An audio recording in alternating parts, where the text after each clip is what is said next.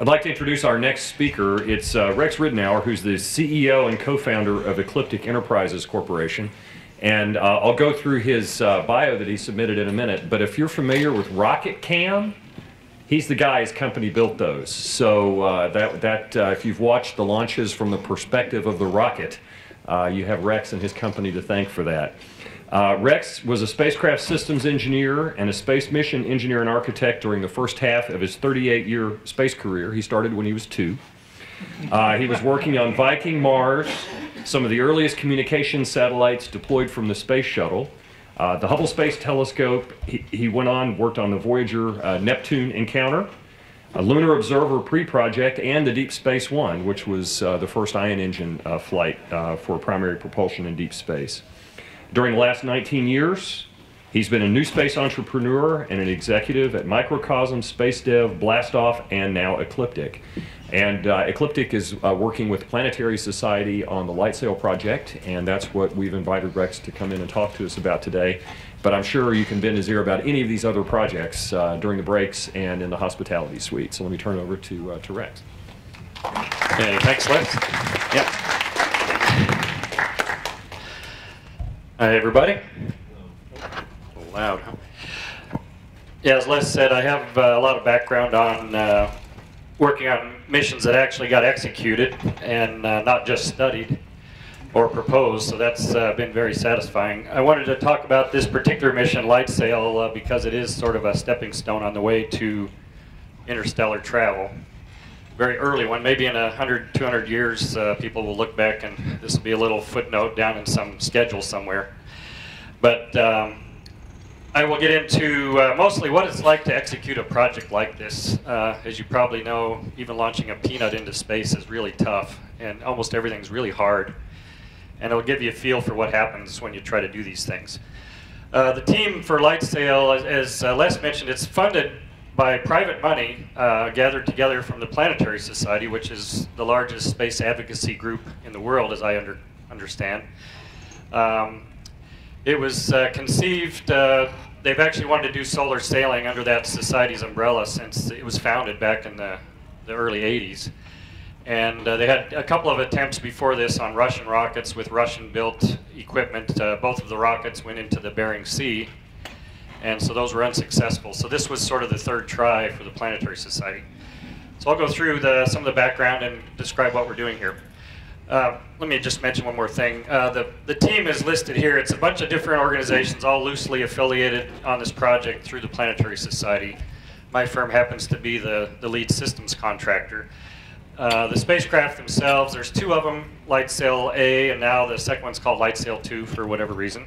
It used to be called LightSail B. But they were originally designed by this firm on the right, Stellar Exploration, designed in 2009 and built by 2011, both of them. They weren't quite done assembling them or testing them, but they were pretty much in a box.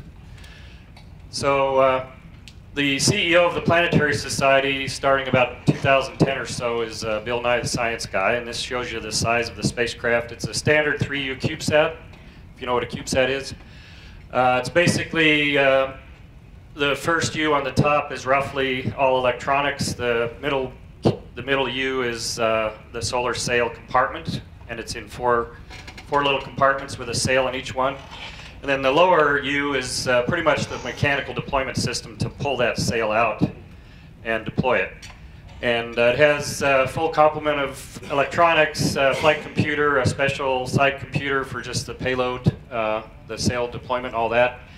It has momentum wheels for managing the attitude of the entire spacecraft, magnetometers, torque rods, and radios and batteries and the whole bit. So it's pretty amazing what you can pack in these small spacecraft these days.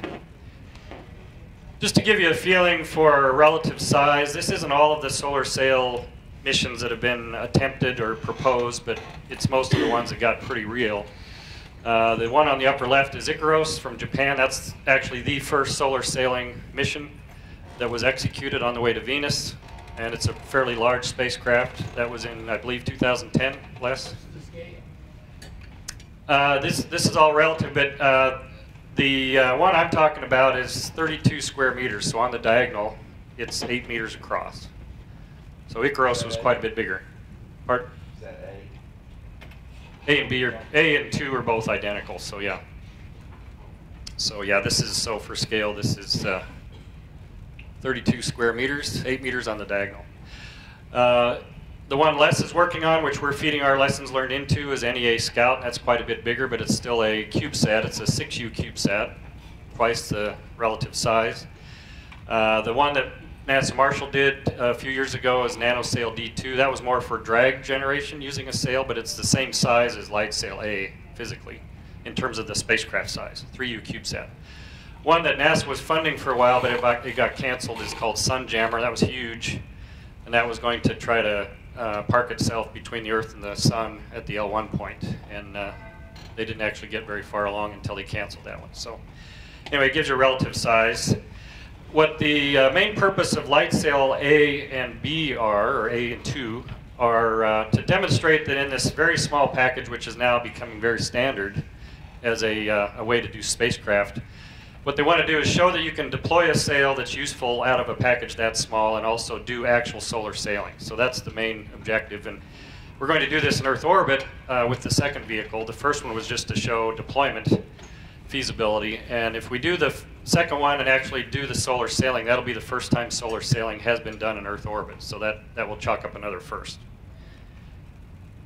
Now, I'll go through how we launch these things. As you might guess, we can't afford to buy a whole rocket for them, and you don't really need to because there's plenty of rides for these CubeSats nowadays. The first one went up on an Atlas V on the upper stage, which is called a Centaur stage. And normally these Centaur stages are huge upper stages, liquid-fueled rockets. And on longer duration missions, some for geosynchronous satellites, they put batteries in this compartment here. But many times these missions are going to another orbit besides GTO, and so they put this, basically it's a box full of CubeSats in the back end. It's called the aft bulkhead carrier, and the box is actually produced by the Naval Postgraduate School in Monterey, California, and United Launch Alliance launches the rocket. The particular ride for this mission was competitively won by proposing to NASA under their CubeSat initiative. And then the U.S. Air Force was sponsoring the entire launch. I don't know what was on the top of the rocket. It was some sort of a classified spacecraft, but it was a U.S. Air Force spacecraft. So that's how we got up on the first one. The second one, which is coming up hopefully at the end of this year, more likely early 2017, is on the second Falcon Heavy from SpaceX. This is a huge, huge rocket. It'll have, the second mission is basically the first operational mission. First one's going to be basically launched by SpaceX itself to demonstrate the rocket works, and it'll have a dummy payload. But the second one will have some operational spacecraft on it. It's a collection of Air Force funded spacecraft that they're not high priority, so if the rocket blows, they can afford to lose them, but they'd like not to.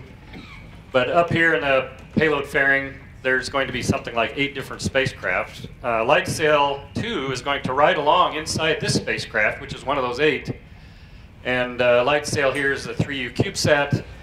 The other spacecraft is called Prox-1, and it was proposed to the Air Force as a rendezvous and proximity operations demonstration vehicle by Georgia Tech. And they needed a target, so it turns out the mission manager for that mission was a good friend of the project manager for LightSail, and a few years ago they got together and said, hey, this is a good match, so we became the target for Prox-1. It's a nice way to get up to orbit. Our main requirement is we just need to get out of their vehicle. And once we're out, it doesn't matter if they fail, we can still succeed, do our own thing. But the way it's going to work is we're going to come out of the rocket. The first Prox-1 will be deployed from the Atlas, from the Falcon Heavy. They'll have to do a few hours of detumbling and get themselves situated. Then the ground crew for this mission will check out their spacecraft and basically do about a week worth of initialization and whatnot. Then they'll deploy us, and we will become a target for a couple of weeks. They'll do some imaging, some rendezvous, some loitering around us, station keeping, all sorts of fancy autonomous operations in Earth orbit. And then they're going to do some fairly close-in proximity operations, coming as close as maybe from here to the end of the table from our vehicle, taking a bunch of imaging and doing all sorts of experiments. That'll go for a week or so, and then once they're done, they're going to back off a ways and then watch us deploy our sail, and that's when our mission starts in earnest. That should be a pretty dramatic video. We're going to try to plan it so we've got the Earth in the background and the whole bit. That should be fun, and we'll see how that goes. But it should be very dramatic if it all works. So the team, as of June 2014, when the first vehicle was really getting assembled, our partner with that is at Cal Poly San Luis Obispo. They're the sort of the holders of the design standard for CubeSats. They write the manuals on how CubeSats should be sized and integrated with their carriers, and we do a lot of testing up there at their facility. This is almost the entire team that contributes to LightSail. One guy that's missing is the Georgia Tech mission manager. He wasn't there that day. Bill Nye, the science guy's there. We've got some younger engineers. About 4 of these people are at Ecliptic, the rest are other places. But combined, everybody here working on LightSail, they really work part-time, and it's probably full-time equivalent, no more than about 2 people per week. We get all this done with that many people, so these projects are pretty efficient. So I'll just go through some cool pictures of how these things come together. This is as of fall of 2014. The team was pressing to get this all done, and this is at Cal Poly. Get it all done, do the deployment tests of the sail, and calibrate everything, and get it all buttoned up so we could make the launch integration date, which was several months before the Atlas launch. We were basically trying to finish this up in December 1st of 2014. And these are a couple of my engineers who do most of the work on this. But you can see the size. Normally in orbit, these 2 panels that are drooping down here would be deployed up like the other 2. And you can see the sail material here and the electronics box here. The mechanism that deploys the sails down here, but you can't see a whole lot of that. But it's tiny. This is what the sail looks like fully deployed. This is after our deployment test in October of 2014. What happens is once we send the command to deploy, 4 identical booms go out, each one of them 4 meters across as they deploy. And they're semi-rigid booms developed by the Air Force originally. And they pull each one of these quadrants out of their little cubby holes in the satellite. So this is a little bit of a distortion in the image here because the team actually pulled the sail edges out a little bit to straighten it up for this picture. It doesn't actually come out that cleanly. But anyway, it gives you a feeling that you can barely see the spacecraft in the middle. We barely made that date when we had to close everything up, and so in early 2015, the team was stuffing the satellite into its carrier, which is called a P-pod. Stands for Poly Picosat Orbital Deployer, and it's very commonly used for deploying these sorts of CubeSats. That P-pod, in turn, with a bunch of other ones, is buttoned up inside this box, which is that one that I showed in the earlier picture. And it turns out we were this one, and we were the last one to have our door open. They're all opened in sequence after launch. What we knew at this time, this was, turns out about 4 months before launch, is that we knew there was a line of code in the attitude control software that was misplaced by 3 lines. And we didn't find it out until we all buttoned everything up. But we knew that the attitude control system wasn't going to work, which was unfortunate.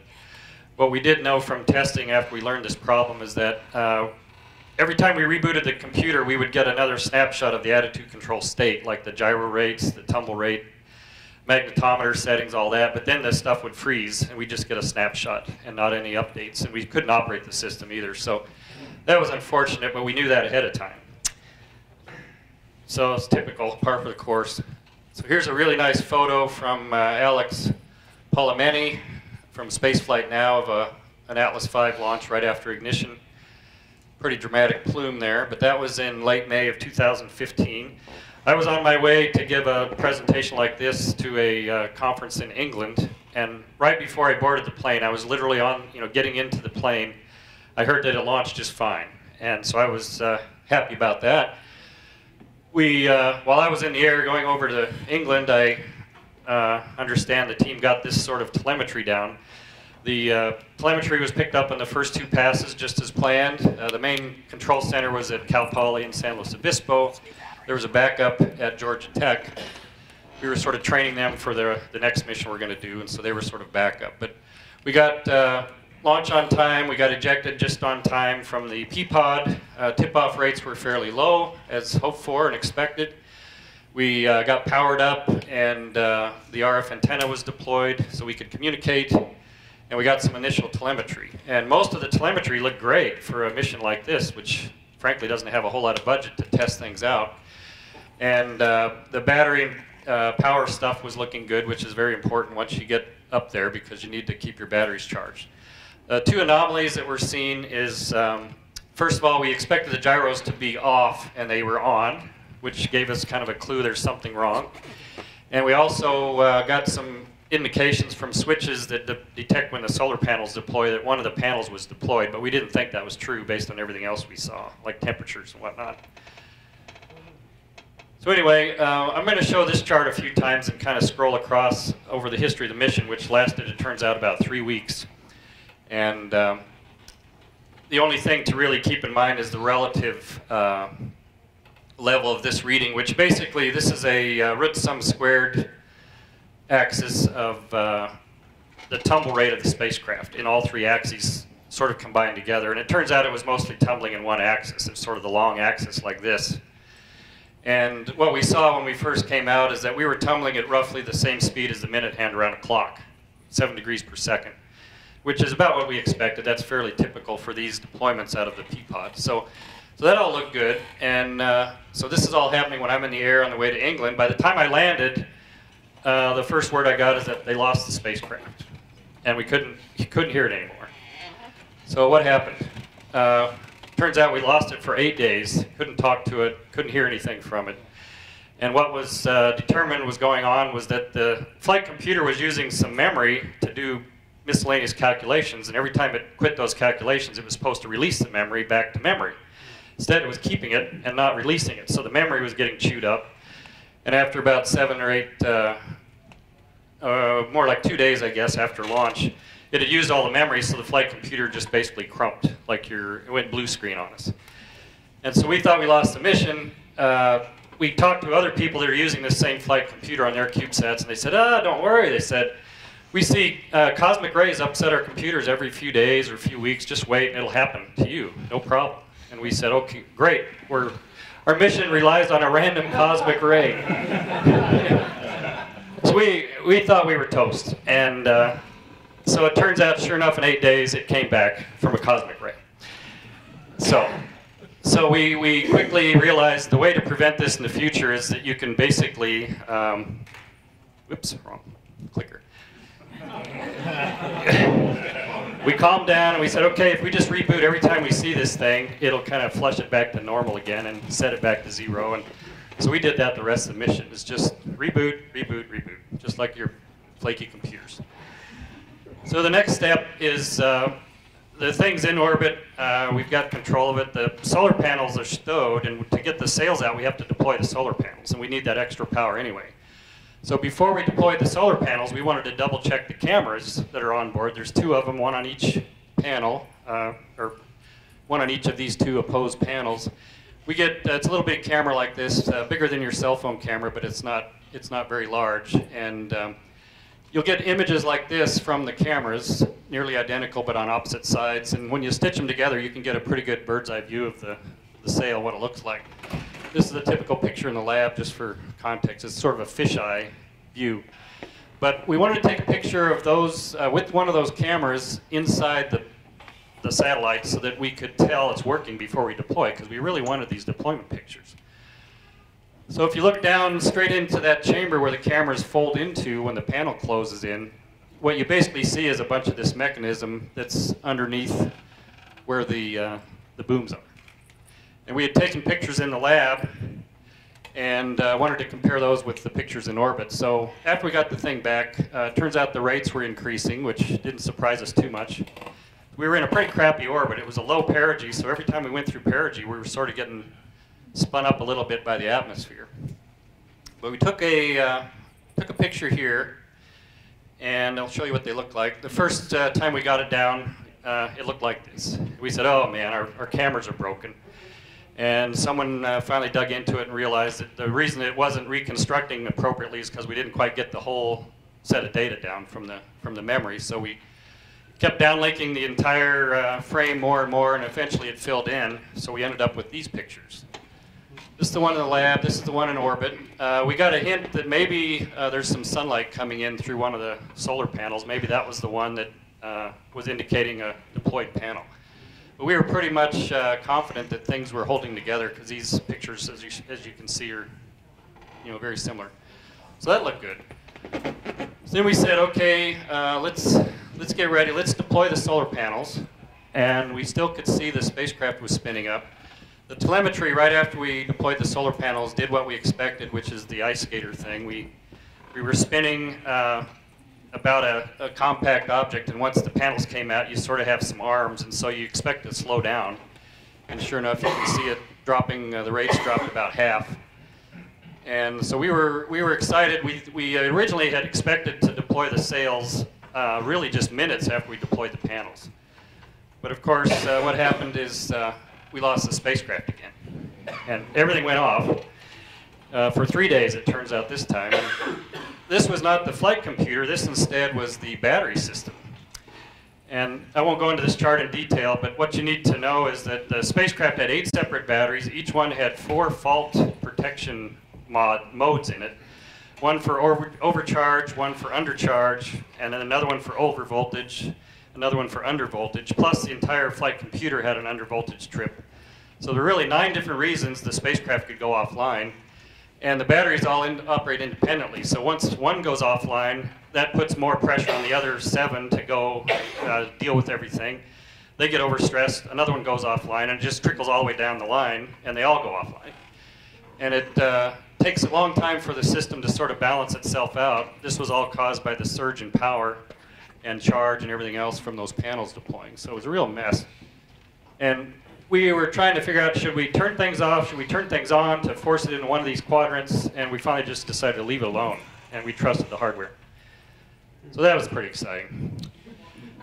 So anyway, so we finally got it back 3 days later, and we noticed that now we're out there with the panels up, and we're going through the perigee every orbit, and the whole thing's spinning up like a dart with feathers on it, or an arrow. And so we saw the spin rate going sky high, and we never tested these sails in anything but a static situation. So we were getting really nervous about how fast can we be spinning before these things won't work.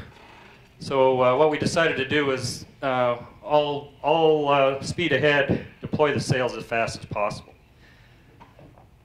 So this is Stephanie and Ricky, 2 of my employees. Ricky was really in charge of the project, and Stephanie is supporting from sort of a systems engineering. And this is on a Sunday morning in Pasadena. The Cal Poly people had 2 people on console there who were really sending the commands up. But they were trying to schedule when this could happen. And it turns out we had 2 really good passes that morning where we had about 8 or 10 minutes to try it. And the deployment itself takes about 7 minutes. We had another really bad pass late in the afternoon that was 2.5 minutes, which is just barely enough time to get ready and go. So, of course, as things turned out, we let me go back one. The first pass, to get the sails out, we have to do basically an enable and a deploy. So it's 2 different commands, and they have to go in that order. If you get them backwards or otherwise they don't get in, nothing happens. So first pass, they tried both, and neither one got in. The second pass, one of them got in, but we couldn't tell which one. And so the only option we had was late in the afternoon, try that really crappy pass. And turns out we got everything ready. They rehearsed the procedure to save a lot of time, and we saw the spacecraft just a few seconds after it came over the horizon. And Bill Nye is the one who finally made the call to go ahead and try deploying. And so they sent it in about halfway through the pass, and we saw about 2.5 minutes worth of data, and then it went over the horizon again.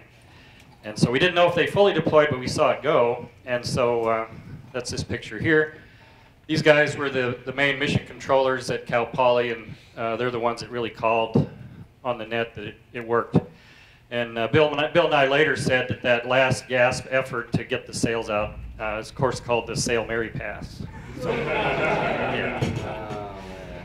It was a nail-biter, because we didn't think if we waited another pass, like 12 hours later, we didn't think the sails might come out, because we were spinning up.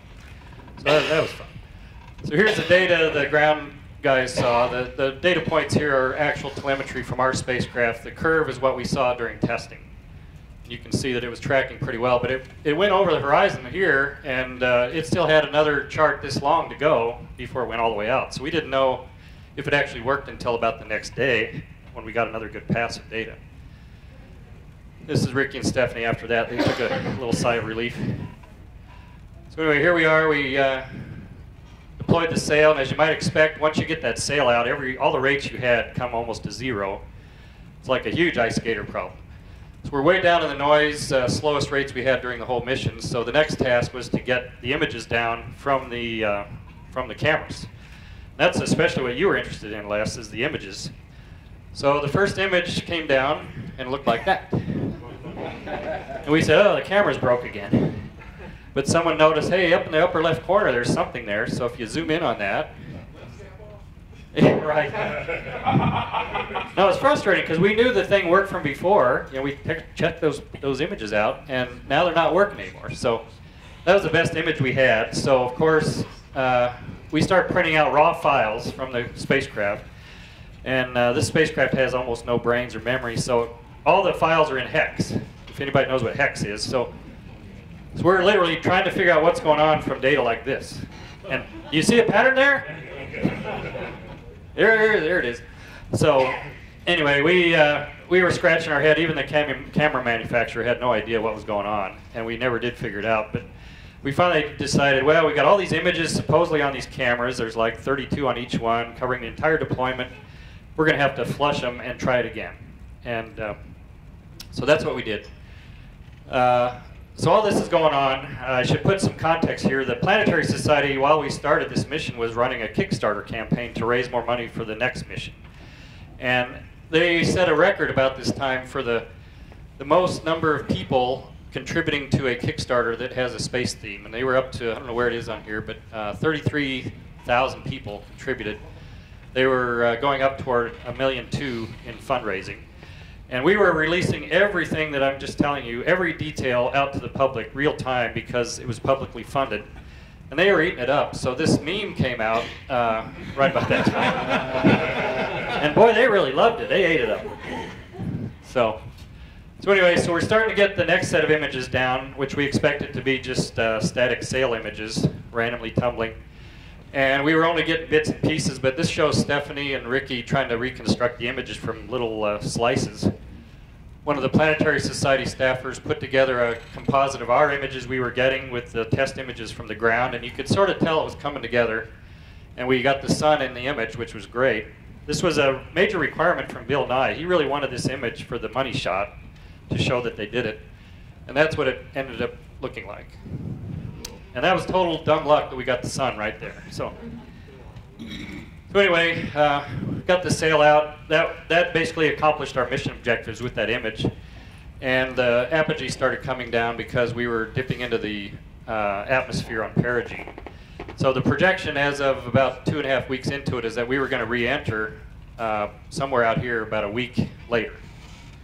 So we had some mission objectives planned, including jostling the sail and stretching it out a little bit more and some stuff for Les to work with. But it turns out the next day the spacecraft just started basically blathering at us. And for the rest of the time it locked up into this mode we never understood. This is a spectrum chart showing it going overhead, just basically spitting out noise. So that was unfortunate. Nonetheless, we accomplished our mission. We got voted last year the AIAA Small Satellite of the Year for what we did. Hey. And Bill Nye got his money shot for the cover of the Planetary Report. So that's great. So what are we going to do with LightSail 2? This will just take a few minutes, but we're going to actually try to do solar sailing because the orbit's a lot higher. And what we'll do is we'll get an orbit, we'll deploy after we get out of Prox 1. Whenever we're on this side, we will try to pump the orbit up by actually doing solar sailing, and then on the other side, we'll just go edge on so there's not much appreciable effect. What that should do over time is start stretching the orbit out and raising the apogee. And what that'll look like over time, we expect, is we're starting at about 720 kilometers. The perigee will actually drop just a little bit, but the apogee we expect to be going up by tens of kilometers over time. And we're hoping to get a couple of months of this before something crumps, maybe 3 if we're lucky. But that'll be the first demonstration of solar sailing in Earth orbit. This just shows some quick pictures of what the spacecraft has been looking like, the second one. This was last fall in our lab. This was in January, putting it together for some system level testing, and that's setting up on the table again. And that's the sail deployment test on LightSail 2. They're doing all these tests again in the next few weeks, and to answer your question, Les, sounds like the day in the life test will be April or early May. Okay. So it's not right around the corner. That's how you can get a hold of me. I'm going to, in the package, there's extra charts that talk about mission objectives and also how to get more information on this, because there's tons of information about this mission. So that's where we are. You got some questions? We have time for a couple of questions.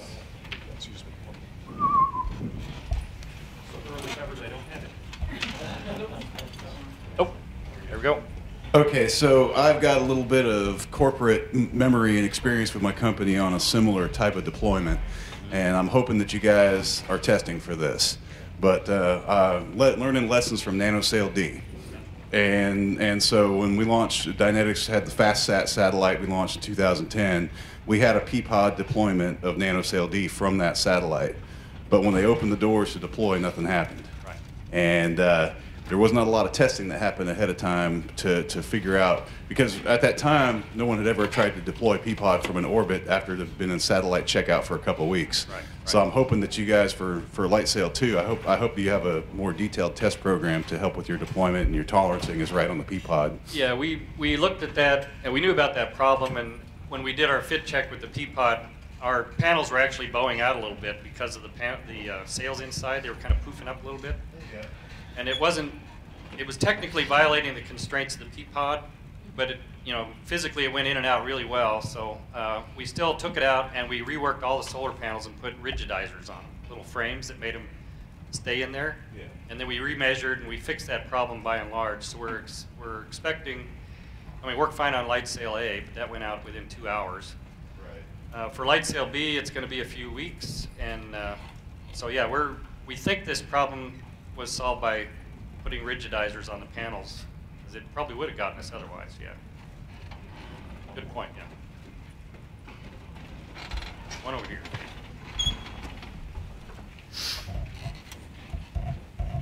Back in college, I enjoyed watching the America's Cup, and during one of our conversations back at work, we were talking about, hey, could we do solar sail races and something like that. And anyways, I'm just wanted to ask you, what would you think of that idea in terms of, would there be, since there seemed to be a lot of interest, is there a there in terms of something like that? Yeah, that was actually proposed by an organization in Pasadena in 1992, or before then. It was to celebrate Columbus's 500th anniversary of discovering the New World.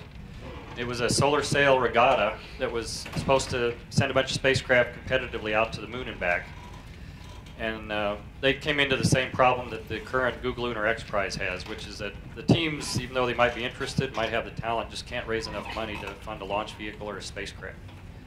And to me, it's deja vu, just like with the X Prize. They're all struggling to raise their money and get a launch. But it's a good idea. I think it would work. Maybe in another 10 years, we'll get there. Hey, thanks. You bet.